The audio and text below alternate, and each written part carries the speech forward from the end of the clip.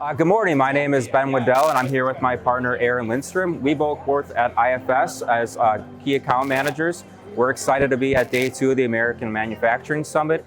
IFS really specializes in 3 main components: enterprise resource planning software, asset management, and field service. As you can see here below, we have our connected factory at the show this week, and we're highlighting different work centers and scheduling capacities that allow our customers to see if there's any plans with the manufacturing or any issues so they can make better decisions as they get their product out the door. Sure, the show's been great. We've heard a lot of trends talking to folks here that we do with our customers. Material shortages, lack of labor. So our solution is a great fit to address those concerns and help businesses go in the right direction.